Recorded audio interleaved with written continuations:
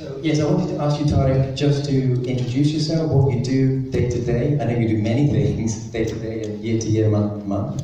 But please describe yourself and then take us into Gaza. Thank you very much. My name is Tarek Loubani. I go by Tarek Loubani usually, and I'm a Palestinian refugee born in Kuwait and then migrated to Canada after the first Gulf War. I work as an emergency doctor in Canada, and I also volunteer as an emergency doctor in the Gaza Strip. So I wanted to just talk to you a little bit about a few of these things, but first I want to tell you the thought that was in my head. And really, it was a story about the ant, or many of them. It's all I could really think of on May 14th, because when I looked at the protests, that's what it kind of felt like. Just a mass of people all approaching the border like ants. And I don't say that in the diminutive. I love ants, I respect ants. And I've always thought of it so big, so large. And that's when I started thinking that actually the soldiers who I'm watching right now, soldiers do not think of us as a mass. Us being healthcare workers, the journalists, the disabled people, the protesters, the civilians, the children. They think of us as individuals. And they see us one by one. I mean, the sniper doesn't target 1,000 people. He targets one. One. In a way, that act of sniping is a deeply intimate act. I never picked up a gun. I'd never even really touched a gun. But my friends who are in the army who have sniped, they say that what you have to do is absolutely become one with the target. Choose one target. Follow one target. Completely intimate. And when they finally do select them and follow them around, the penultimate act, the last act before the soldier pulls the trigger, is to hold their breath. It's the last thing they do. And then they point, hold their breath.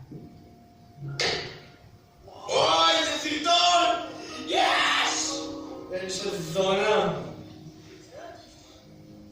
necesito! הנה, תרוץ לפנות אותו. בטח שצילמתי את זה. They looked like ants running.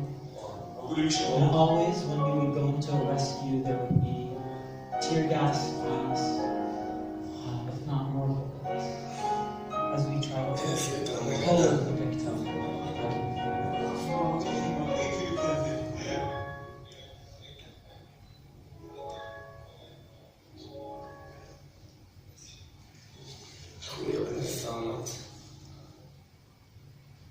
Intimate, deeply. You probably know that, or some of you might know that I work on medical devices. I worked on a stethoscope that we produced in Gaza, a pulse oximeter, but on this day, during this period, I was working on this, the tourniquets. And these tourniquets were not ready to go into the field. We've been developing them because of the war in 2014, because of how many people died of limb exsanguination, but they were not ready. And so we rushed them on, and part of that was that we had to put them on before they were ready. So we started training. As soon as we knew that this march would start, we had a suspicion that maybe the Israelis would shoot at these civilians. Maybe things would get out of hand. We trained, and then the protests started. At least 10 Palestinians were killed Friday. We saw them, we heard them, and we were shocked. We ended up going into training in the field. And that is the context in which we saw so many people get shot. Many of them in the lower limbs, The next photo is a photo that is graphic. If you do not like blood, close your eyes or turn away. This boy was shot in the leg, and until literally 10 minutes ago, I had no idea what came of him. This was his doctor. He demonstrates exactly what we would hope wouldn't happen in the field. Somebody shot in the leg, no professionals around him, and nobody knew what to do. They didn't tourniquet him, they didn't wrap it up, he lost too much blood. And it so happens that he was amputated. This is what the scene looks like. Nobody is doing anything. This is how it looked like when we were seeing patients.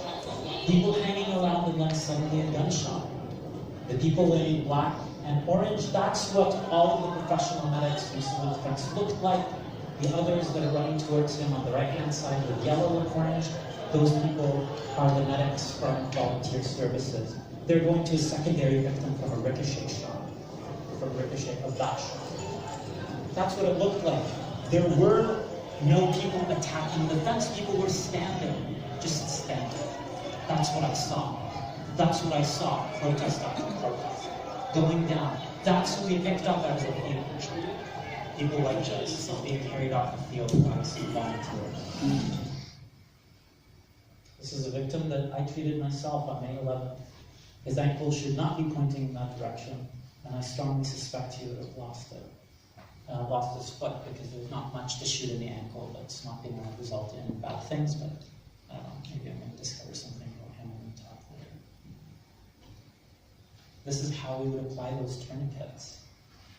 Put them on and hope that the bleeding would stop. They had problems, they failed sometimes, and we tried to fix them. That was my goal on that day. To get out there into the field, see what I could do to help. This photo, when it was taken, I thought it would be a throwaway photo. This photo has 4 people who were shot. 4. In one day. All of us are dressed, this is May 11th, but all of us were dressed on May 14th exactly as we were dressed on May 11th.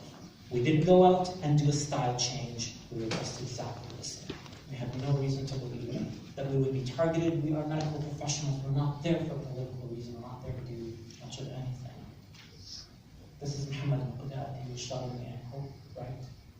On the left is Mu'min Ahmed. On the right, that's Musa. I was shot. I would really love to tell you that I was doing something important or heroic in that moment, but I wasn't. I was standing there doing nothing. I was talking to other members of the medical team, doing nothing. And all of a sudden, I heard a bang. I was looking at the sky, and I was feeling incredible pain. Musa was the first person to get to me.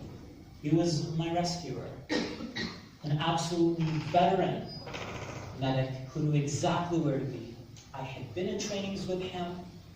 He had trained alongside me. We had worked together for years. He had been there for 2008. He had been there for 2012. He'd been there for 2014. He was there for 6 weeks of the march.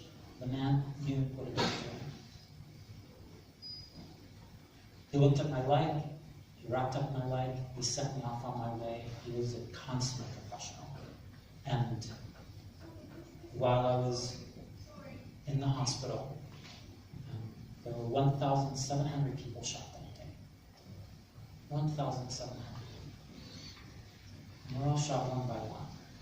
Sniped. And in the hospital, of course, it was madness. Total madness. People everywhere. So I sewed my own leg up and took myself home with one of my friends. There was a paramedic there, though. And every time I would notice that he would walk away from me, turn his radio away, call it home. بالله عليك. Please, بالله عليك. قل لي ايش صار. Tell me what happened, please.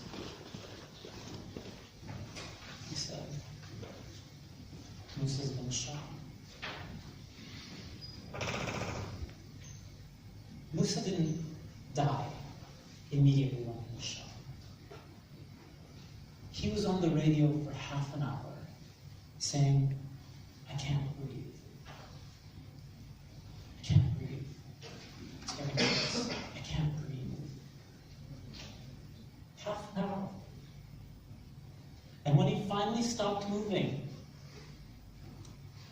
that's when the snipers stopped shooting everybody who tried to come for him. They picked up Musa, all but dead. And by the time he got to the nearest professional renewal to do, he was dead. Musa, my rescuer.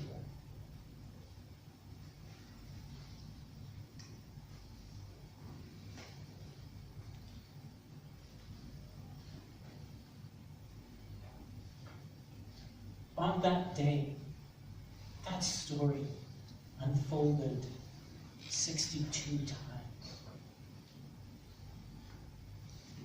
And almost unfolded 1,700 times. The number is mind-boggling. It happened one by one. The destruction of the people who were in that field, at that protest, was individual. My action is individual.